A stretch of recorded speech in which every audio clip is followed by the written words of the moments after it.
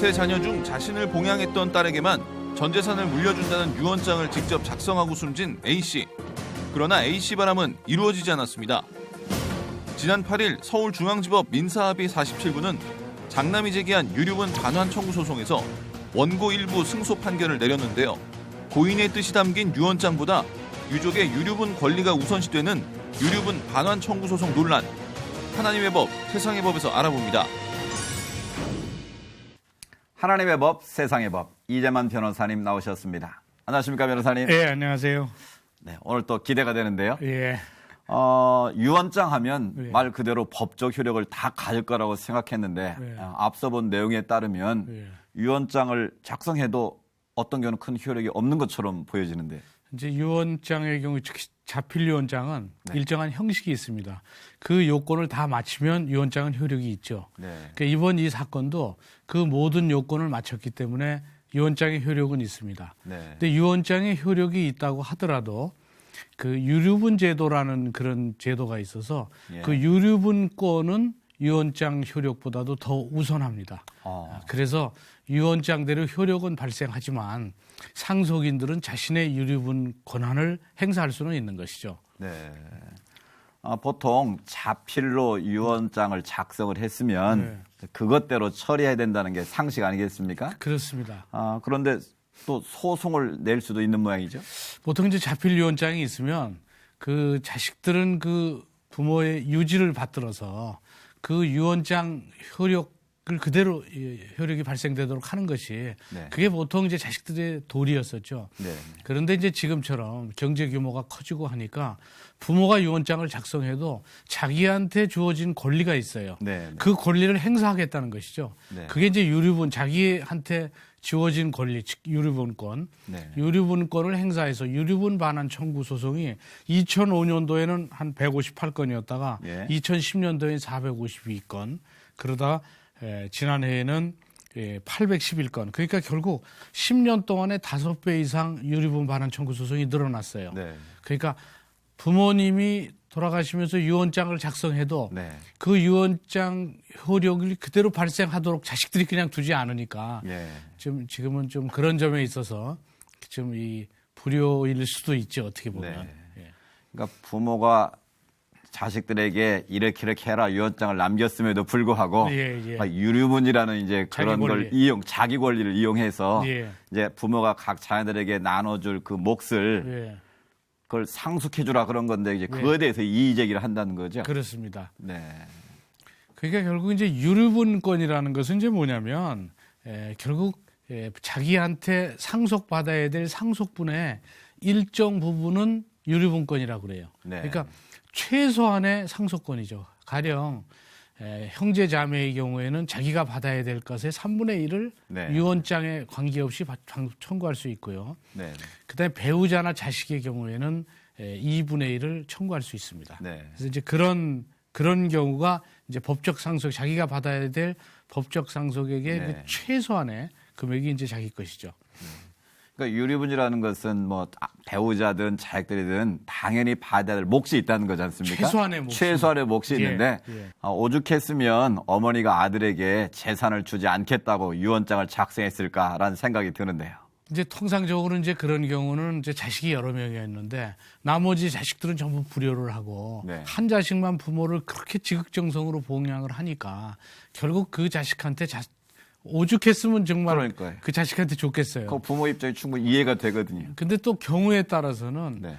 또 오해에 의해서 또 자식한테 안 주는 수도 있고 네. 그래서 실제적으로 유언장의 작성 경위는 참 들여다봐야지 돼요. 네. 가령 부모님이 치매 현상에 있을 때 부모의 뜻과 다르게 유언장이 작성될 수도 있고 예. 그래서 이런 걸 다 따져봐서 유언장의 효력이 있는지부터 먼저 확인해야 됩니다. 예. 그래서 유언장의 효력이 있다고 한다면 그 이후에 비로소 유류분권을 주장할 수가 있는 것이죠. 네. 만약에 유언장의 효력이 없다고 한다면 자기의 원래 상속분대로 가져가니까 네.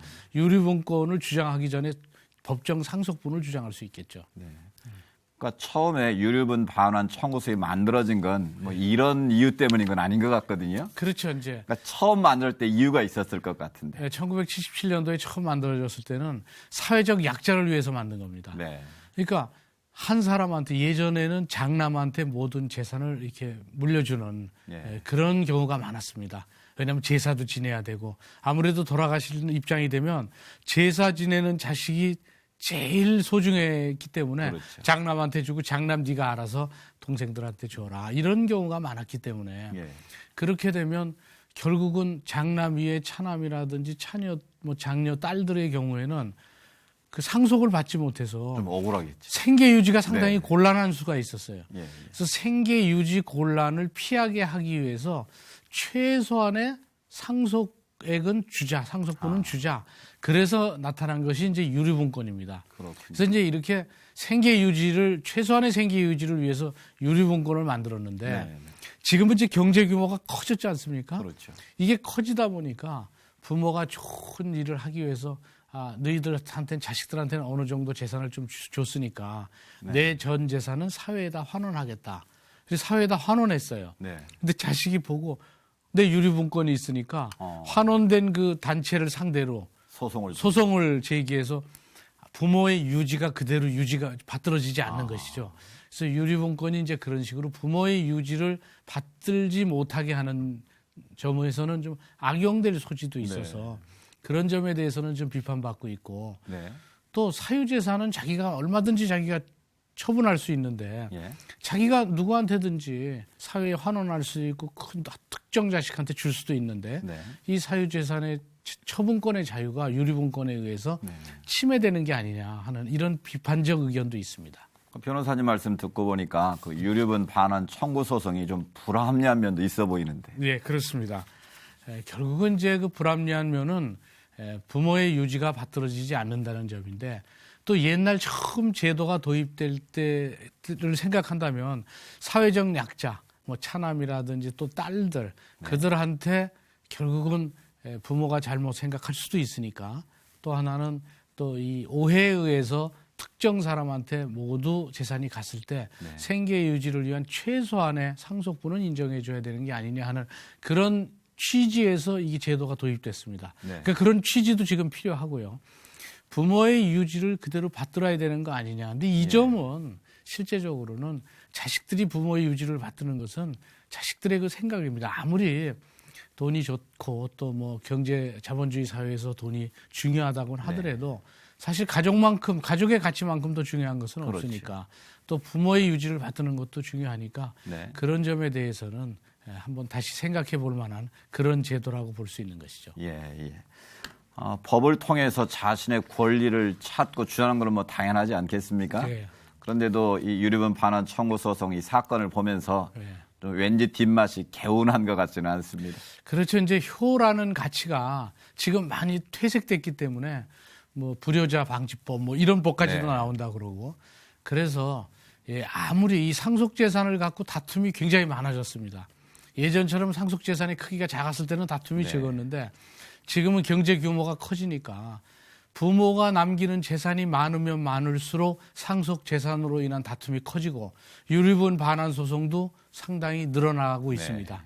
그래서 지금은 부모의 유지를 받드는 것도 중요하고 형제 간의 우애를 갖는 것도 중요하기 때문에 이 유류분 제도도 있으니까 항시 부모는 유언장을 작성할 때 유류분 제도를 감안해서 아예 유언장을 작성하고 또 부모의 유지를 또 자식들은 유류분 제도가 있다 하더라도 사랑이 가장 본질적인 부분이다. 부모님이 살아 계셨을 때나 또는 돌아가셨을 때나 그런 점을 생각해서 어떤 것이 효인지 그것을 가슴 깊이 생각한다면 이 유류분 제도에 관련된 반환 소송이 그렇게 많아지진 않겠죠.